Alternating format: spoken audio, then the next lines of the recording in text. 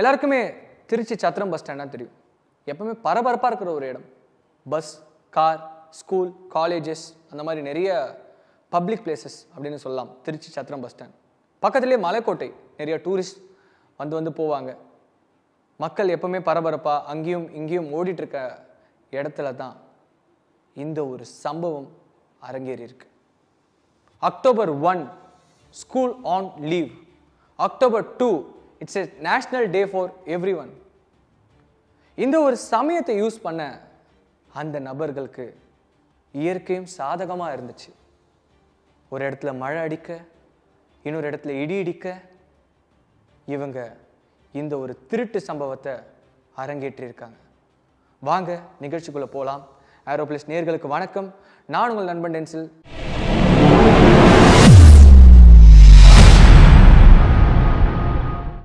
Lalitha jewellery October 2, 2019 திருட்டு போனது எல்லாருக்குமே தெரியும். சத்தமே இல்லாத ஒரு சமயத்தை இவங்க யூஸ் பண்ணியிருக்காங்க. திருச்சி மக்கள் எல்லாருமே பயந்துருக்காங்க இந்த ஒரு சம்பவத்தை கேட்டு. ஆனால் எப்படி திருடினாங்க, போலீஸ் எப்படி இன்வெஸ்டிகேட் பண்ணாங்கன்னு நான் உங்களுக்கு நம்ம நிகழ்ச்சி மூலியமாக ஃபுல்லாக சொல்ல போகிறேன். கொட்டும் மழையில் ரகசியமாக மக்களுக்கு யாருக்குமே தெரியாமல் அவ்வளோ பெரிய ஒரு லலிதா ஜுவல்லரியை எப்படி இவங்க சூறையாடினாங்க, எப்படி இவங்க திருடினாங்க அப்படின்ற விஷயங்கள் கேட்டாவே எல்லாருக்குமே பயமாக இருக்குது. தமிழ்நாட்டையே பரபரப்பாக ஆக்கின இந்த திருடர்கள்னு சொல்லலாம். சோஷியல் மீடியா போலீஸை தூங்க விடல, மீடியாவை தூங்க விடல, எல்லாரும் இவங்களை திரும்ப பார்க்க வச்சுருக்காங்க. October 2, 2019 இரவு நேரம், யாருமே இல்லாத இந்த ஒரு சமயத்தை இவங்க பயன்படுத்திக்கிட்டாங்க. 6 செக்யூரிட்டி லலிதா ஜுவல்லரியை சுற்றி இருந்தாலும் அந்த 6 செக்யூரிட்டிக்கு மழை பெய்கிற தருணம் ஆயிடுச்சு. சரி, ஓகே, ஏதாச்சும் மறைவான இடத்துல போய் இருக்கலாம் அப்படின்னு நினச்சிருக்காங்க. அப்போ நினைக்கும் போது தான் இந்த திருடர்கள் மேனேஜர் இருக்கிற ரூமை பார்த்து தொலையிட்டு ஒவ்வொருத்தராக உள்ளே நுழைஞ்சிருக்காங்க. உள்ளே நுழைஞ்சி ஏகப்பட்ட தங்கத்தை திருடியிருக்காங்க. அதில் டைமண்ட்ஸ், கோல்ட்ஸ் அப்படின்னு சொல்லிக்கிட்டே போகலாம். உடனடியாக லலிதா ஜுவல்லரியோட ஓனர் ஓடி வந்து என்ன ஆச்சு ஏதாச்சு அப்படின்னு பதறி இருக்கார். லலிதா ஜுவல்லரி ஓனர் ஓடி வந்து போலீஸார்கிட்ட 800 ஜுவல்ஸை திருடியிருக்காங்க, 13 கோடி மதிப்புள்ள நகைகளும் டைமண்ட்ஸும் திருடியிருக்காங்க அப்படின்னு சொல்கிறார். உடனடியாக போலீஸ் இந்த விஷயத்தை கேட்டு இன்வெஸ்டிகேட் பண்ண தொடங்குறாங்க. அங்கேருந்த சிசிடிவி கேமராவை எடுத்து ஃபுட்டேஜஸ் எல்லாத்தையும் பார்த்து யார் திருடியிருக்காங்க, ஏது திருடியிருக்காங்கன்னு போலீஸார் பார்க்க ஆரம்பிக்கிறாங்க. அந்த சிசிடிவி கேமராவை சேகரித்த போலீஸார் நிறைய தடயங்களை பார்க்குறாங்க அந்த சிசிடிவி கேமராவில். அப்போ தான் ஒருத்தன் அந்த தொலை பண்ணிட்டு உள்ளே ஓட்டை போட்டு உள்ளே நுழைய ஆரம்பிக்கிறான். உள்ளே நுழைய ஆரம்பித்த அவன் பார்க்கவே ஒரு மாதிரி பயங்கரமாக இருக்கான். ஒரு புலி முகமுடி அணிஞ்சிட்டு, கை காலெல்லாம் ஏதோ ஒரு ஷர்ட்டை பேண்ட்டை போட்டுட்டு பார்க்கவே வடக்கர்கள் மாதிரி இருக்காங்க அப்படின்னு போலீஸார் நினச்சிருக்காங்க. அதன் பின் இன்னொருத்தனும் புலி முகமுடி அணிஞ்சு உள்ளே வந்திருக்கான்.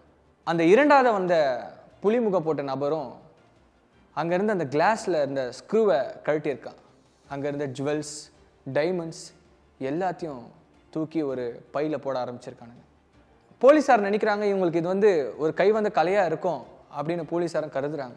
அவங்க பார்க்குறதுக்கே வடக்கர்கள் மாதிரி இருக்காங்கன்ற விஷயமும் போலீஸாருக்கு தெரியுது. போலீஸார் உடனே ரிப்போர்ட் ரெடி பண்ணுறாங்க. ரிப்போர்ட் ரெடி பண்ணி எல்லா இடத்துக்கும் அலர்ட் கொடுக்குறாங்க. எல்லா செக் போஸ்ட், எல்லா டோல்கேட்டும் ஃபுல்லாக லாக் பண்ணுங்கள். யாராவது நார்த் இந்தியன் மாதிரி சந்தேகப்படுற மாதிரி ஆட்கள் யாராவது தென்பட்டாங்கன்னா அவங்கள பிடிச்சி விசாரிங்க அப்படின்னு சொல்லிட்டு போலீஸார் அலர்ட்டை கொடுக்குறாங்க. நிறைய இடத்துல அலர்ட் கொடுத்தவொடனே செக் போஸ்ட்டில் ஏகப்பட்ட டிராஃபிக் ஆகுது திருச்சியை சுற்றி. ஏன்னா திருச்சியே ஒரு டிராஃபிக் நகரம் இல்லையா, எல்லா இடத்துலையும் அந்த வேலையில் ஃபுல்லாகவே டிராஃபிக் ஆகுது. ஆகும்போது தான் ஒரு திடுக்கிடும் தகவலாக ஒரு லாட்ஜ்லேருந்து ஒரு கால் வருது. அந்த கால் மூலியமாக போலீஸாருக்கு அடடா நம்ம திருடனை பிடிச்சிட்டோம் அப்படின்னு நினைக்கிறாங்க. உடனடியாக அந்த லாட்ஜுக்கு போகிறாங்க. போய் அந்த 4 வடக்கர்களையும் கைது செய்கிறாங்க. கைது செய்யும்போது தான் அவங்கக்கிட்ட இருக்கிற அந்த பொருட்களை பார்க்கும்போதே ரம்பம், சுத்தியல், இந்த மாதிரி நிறைய விஷயங்களை வச்சுருக்காங்க. ட்ரில்லிங் மிஷின், எல்லாமே திருடுற பொருட்கள் மாதிரியே இருக்குது. மேபி அவங்க வேலை செய்கிறதுக்கும் வந்திருக்கலாம் அப்படின்னு நினைக்கிறாங்க. ஒரு எம்டி பேக்கும் இருக்குது. ஏன்னா ஒரு நகை போட்டு போனால் ஒரு பேக் தேவைப்படும். ஆனால் அவங்க ஒரு எம்டி பேக் வச்சுருக்காங்க.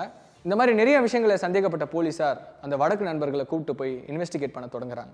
இன்வெஸ்டிகேட் பண்ண தொடங்கி 24 மணி நேரத்தில் அவங்க எந்த ஒரு தகவலும் அவங்க கிட்டேருந்து வரவே இல்லையா. பின்பு 48 மணி நேரம் ஆகுது. 48 மணி நேரத்துக்கு பிறகு அவங்களுக்கு திடுக்கிடும் ஒரு விஷயம் நடக்குது. என்னன்னு கேட்டிங்கன்னா, திருவாரூரில் இந்த மாதிரி நான் தான் இந்த ஜுவல்லரி திருடினேன் அப்படின்னு ஒரு நபர் ஒப்புக்கொண்டு இருக்காரு அப்படின்னு போலீஸார்கிட்ட இன்ஃபர்மேஷன் வருது. அதாவது போலீஸார் வந்து வாகனம் தணிக்கையில் ஈடுபட சொல்ல திருவாரூரில் ஒருத்தர் வந்து ஒத்துட்டு இருந்திருக்கார். நான் தான் அந்த ஜுவல்லரியை திருடினேன், லலிதா ஜுவல்லரியை திருச்சியில் நான் தான் திருடினேன் அப்படின்னு ஒருத்தர் வந்து ஒத்துட்டு இருந்திருக்காரு. அவரும் வந்து கையில் வச்சுருந்த அந்த ஜுவல்லரியும் லலிதா ஜுவல்லரியோட பார்கோடுக்கு மேட்ச் ஆகுது. போலீஸார் ஐடென்டிஃபை பண்ண ஆரம்பிச்சிருக்காங்க. அப்போ இந்த வடக்கர்கள் யார் அப்படின்னு கேட்குறீங்க தானே? கண்டிப்பாக எனக்கும் அது ஒரு கேள்விக்குறியாகவே இருக்குது. அந்த 4 பேரும் இந்த லலிதா ஜுவல்லரியோட திருட்டு சம்பவத்தில் ஈடுபடலையா? இந்த நார்த் இந்தியன்ஸை சேர்ந்த அந்த 4 பேருமே அக்யூஸ் தானா? ஏன்னா நிறைய திருட்டு வேலைகளை இவங்க பண்ணியிருக்காங்க. நிறைய திருட்டு சம்பவங்கள், கொள்ளை சம்பவங்கள், கொலை சம்பவங்கள், இந்த மாதிரி நிறைய அக்யூஸ்டில் மாட்டின ஒரு கேஸ் ஃபைல்டு திருடர்கள் அப்படின்னு போலீஸார் கன்சிடர் பண்ணியிருக்காங்க. அதன்பின் இந்த திருவாரூரில் மாட்டின இந்த ஒரு நபரை நோக்கி போலீஸார் இன்வெஸ்டிகேட் பண்ண தொடங்கியிருக்காங்க. உனக்கு யார் கேங் லீடர் அப்படின்னு போலீஸார் கேட்டிருக்காங்க. அவர் விசாரிக்கும் போது அவர் எந்த ஒரு விஷயத்தையும் வெளியிடலையா. ஆனால் அவர்கிட்ட இருந்த விஷயங்களை வச்சு சேகரிக்கும் போது ஒவ்வொரு திருடர்களாக தென்பட ஆரம்பிச்சிருக்காங்க போலீஸாருக்கு. அடுத்தபடியாக சுரேஷ்னு ஒரு திருடர். இவர் வந்து ஒரு ஆக்டர் அப்படின்னு சொல்கிறாங்க, ஒரு நடிகர். ஒரு படம் தான் நடிச்சிருக்காரு, அந்த படமும் அவரது வெளியே வரல. ஆனால் இவர் ஒரு ஆக்டர் சுரேஷ்னு அவர் வந்து பிரபலம் படுத்திக்கிறது இவரோட வேலையாகவே இருந்துச்சு அப்படின்னு சொல்கிறாங்க. ஆக்டர் சுரேஷ் எப்படியாவது தமிழ் சினிமா இல்லை தெலுங்கு சினிமாவில் இடம் பிடிக்கணுன்றது தான் அவரோட வேலையாகவே இருந்திருக்கு. உடனடியாக ஆக்டர் சுரேஷை நோக்கி போலீஸார் இன்வெஸ்டிகேட் பண்ண தொடங்கியிருக்காங்க. போலீஸார் அவங்க வீட்டுக்கு போக தொடங்கியிருக்காங்க.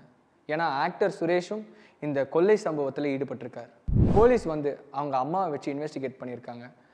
உங்கள் அம்மாவை நாங்கள் விட மாட்டோம், நீ வந்து சரணடைஞ்சால் மட்டும்தான் உங்கள் அம்மாவை நாங்கள் வெளியே விடுவோம், நீ வந்து இங்கே லாக்அப்பில் வா அப்படின்னு ஆக்டர் சுரேஷை போலீஸார் வந்து ஜென்டிலாகவே வெளிப்படையாகவே சொல்லியிருக்காங்க. உடனடியாக அவங்க அம்மா மேலே இருந்த பாசத்தில் சுரேஷ் கிளம்பி வராரு.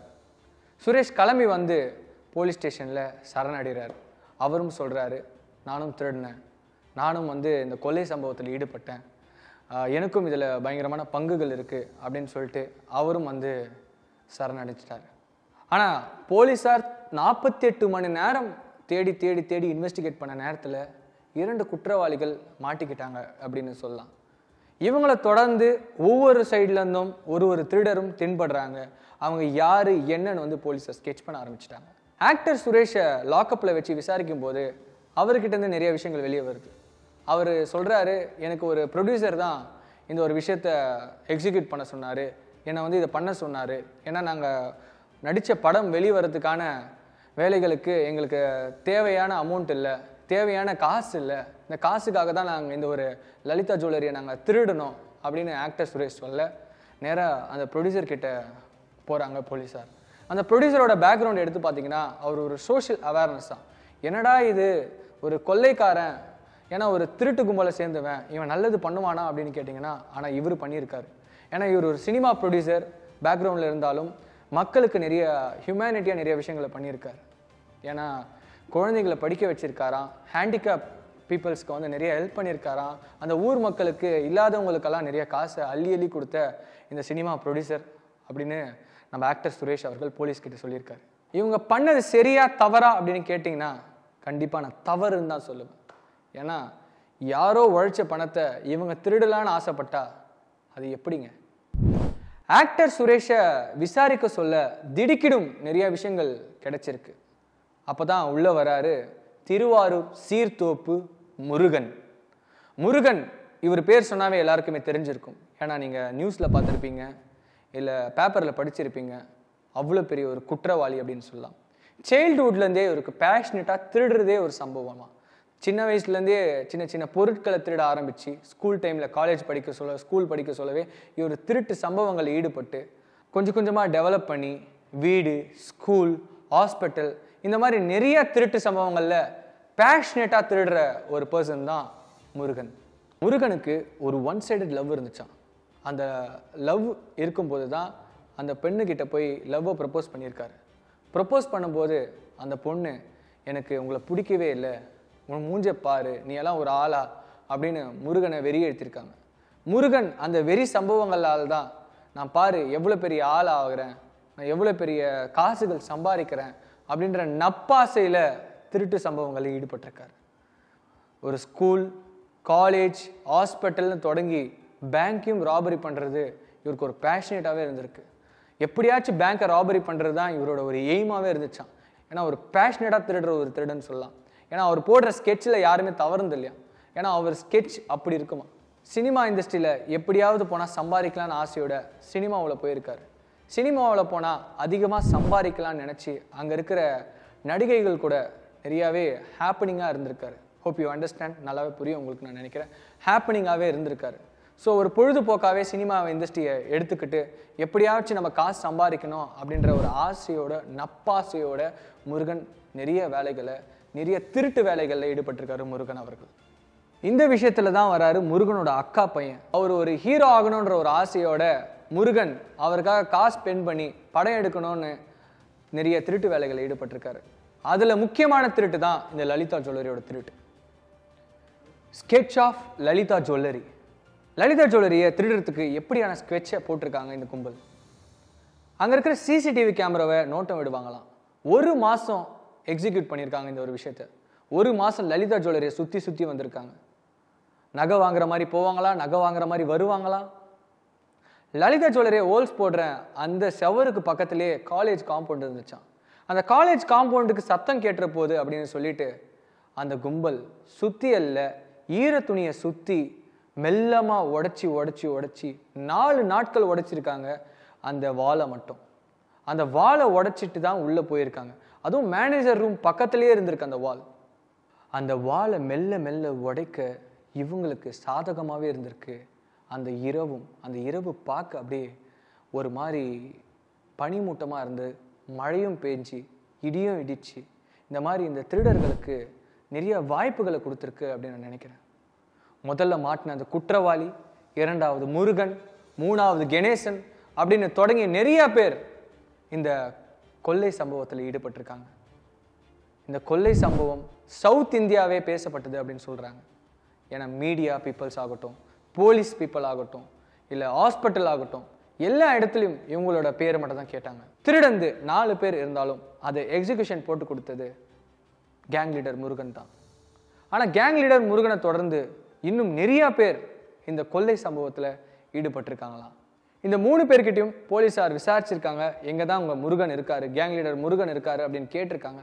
அவங்க எந்த ஒரு தகவலும் சொல்லலையா. ஆனால் பெங்களூர் நீதிமன்றத்தில் போய் சரண்டர் ஆயிருக்காரு முருகன். எந்த கேஸ்க்கு அப்படின்னு பார்த்தீங்கன்னா வெறும் 48,000 ஜுவல்லரி திருடின அந்த கேஸுக்கு முருகன் போய் சரண்டர் ஆயிருக்காரு. ஏன்னு கேட்டிங்கன்னா வெறும் 48,000 மதிப்புள்ள நகையை திருடினேன், நான் ஒரு 2 வருஷம் இல்லை 1 வருஷத்தில் வெளியே வந்துட்டு திருப்பியும் நான் பதுக்கி வச்ச நகைகளை திருப்பியும் நான் எடுக்கலாம் அப்படின்ற ஆசையோட முருகன் வந்து பெங்களூரில் சரண்டர் ஆயிருக்காரு. ஆனால் பெங்களூர் போலீஸ்க்கு முன்னதாகவே இந்த இன்ஃபர்மேஷன் தெரியும். லலிதா ஜுவல்லரியில் திருட்டு போன சம்பவத்தை நம்ம தமிழ்நாடு போலீஸ் பெங்களூருக்கு சொல்லியிருக்காங்க. பெங்களூர் போலீஸ் உடனடியாக முருகனை ரிமாண்ட் பண்ணி முருகன்கிட்ட விசாரணை தொடங்கியிருக்காங்க. ஆனால் போலீஸார் விசாரிக்க நிறைய விஷயங்கள் போலீஸாருக்கு தெரிஞ்சிருக்கு. 200லேருந்து 400 கேசஸ் முருகன் மேலே ஃபைல் ஆகியிருக்கான். எல்லாமே திருட்டு சம்பவங்கள், எல்லாமே கொள்ளை, இந்த மாதிரி நிறைய விஷயங்கள் முருகன் மேலே இருக்கான். இவ்வளோ குற்றங்கள் இருந்து இவர் எப்படி உளவாடிட்டு இருக்காரு அப்படின்னு தான் சந்தேகமாக இருக்குது. எனக்கும் அந்த சந்தேகம் இருக்குது. மேபி போலீஸ் கொஞ்சம் கான்சென்ட்ரேட் பண்ணி இந்த மாதிரி திருடர்களை வெளியே விடாமல் முடிஞ்ச லெவலுக்கு அவங்களுக்கு ஒரு ஆயுள் தண்டனையோ இல்லை ஒரு சிறை தண்டனையோ லைஃப் லாங் கொடுத்தாங்கன்னா கண்டிப்பாக குற்றங்கள் கம்மியாகும். அதை தொடர்ந்து லலிதா ஜுவல்லரி ஜூலை 2020 முருகன் மேலே குற்றப்பத்திரிகையை தாக்கல் பண்ணுறாங்க. அதாவது சார்ஜ் ஷீட் அப்படின்னு சொல்லுவாங்க. தாக்கல் செஞ்ச பிறகு முருகன் 2 மாதங்களுக்கு பிறகு அக்டோபர் 26, 2020 இறந்து போகிறாரு. ஒரு லிவர் டிசீஸ் ப்ராப்ளம்னாலையும் எய்ட்ஸ் வந்த காரணத்துக்காலையும் முருகன் இறந்து போகிறாரு. ஆனால் இன்னும் இதுக்கு நல்ல ஜட்ஜ்மெண்ட் கிடைக்கலன்னு நான் நினைக்கிறேன். ஏன்னா போலீஸார் விசாரணை பண்ணுறாங்க, ஆனால் முக்கிய குற்றவாளி முருகனாக இருந்தாலும் நிறைய பேர் உளவாடிட்டு இருக்காங்க அப்படின்ற சந்தேகம் எனக்கும் இருக்குது, உங்களுக்கும் இருக்குது. முடிந்த அளவுக்கு நல்ல ஒரு ஜட்ஜ்மெண்ட் கொடுத்து போலீஸார் நிறைய இடங்களில் தேடி அந்த குற்றவாளி, உண்மையான குற்றவாளி யாருன்னு கண்டுபிடிச்சா ரொம்ப நல்லா இருக்கும். முருகன் ஒரு உண்மையான குற்றவாளியாக இருந்தாலும் ஆனால் பின்புலமாக வேலை செஞ்ச நிறைய நபர்கள் கிடைக்கவே இல்லை அப்படின்றது இந்த வழக்கில் கண்டிப்பாக தெரிஞ்சிருக்கும். இவங்க எப்படியெல்லாம் ஸ்கெட்சு போடுவாங்க, எப்படியெல்லாம் வீடை திருடுவாங்க அப்படின்னு நான் உங்ககிட்ட சொல்லி ஆகணும். ஏன்னா நீங்கள் ஜாக்கிரதையாக தான் ரொம்ப நல்லாயிருக்கும். காரில் ஒரு 3 மணி நேரம் ஒரு வீடை சுற்றி சுற்றி வருவாங்களாம். ஒரு வீடை சுற்றி சுற்றி பார்க்குறது தான் இவங்களோட ஸ்கெட்சேவான். அந்த இடத்துல அந்த வீடை சுற்றி பார்த்து அங்கே இருக்கிற அந்த வீட்டோட கேட்டில் ஒரு நோட்டீஸை வைப்பாங்களாம். ஒரு 8 மணி இல்லை 9 மணி நைட் நேரத்தில் அந்த நோட்டீஸை வச்சு பார்க்கும்போது தான் அந்த வீட்டில் ஆட்கள் இருக்காங்களா இல்லையா அப்படின்னு ஒரு 4 மணி நேரம் 5 மணி நேரம் பார்ப்பாங்களாம்.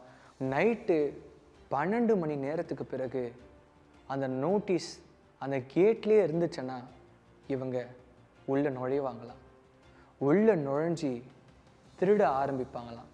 திருட ஆரம்பித்து தடையமே இல்லாமல் அங்கே இருக்கிற இடத்துல மிளகாய் பொடியை போட்டுட்டு வருவாங்களாம். ஏன்னா போலீஸாரும் இவங்களை தேடக்கூடாது, ஃபாரன்சிக் டீமும் இவங்களை தேடக்கூடாது அப்படின்ற ஆசையோட இவங்க திருடுறது தான் இந்த பேஷனேட் திருடர்களோட வேலையாம். இன்னைக்கு லலிதா ஜுவல்லரி திருட்டை பற்றி நான் உங்ககிட்ட பகிர்ந்துக்கிட்டேன். முடிந்த லெவலுக்கு வீட்டில் எல்லாருமே ஜாக்கிரதையாக இருங்க, வீடை பூட்டிட்டு இருங்க, சிசிடிவி கேமராவை ஃபிக்ஸ் பண்ணுங்கள். நன்றி, வணக்கம்.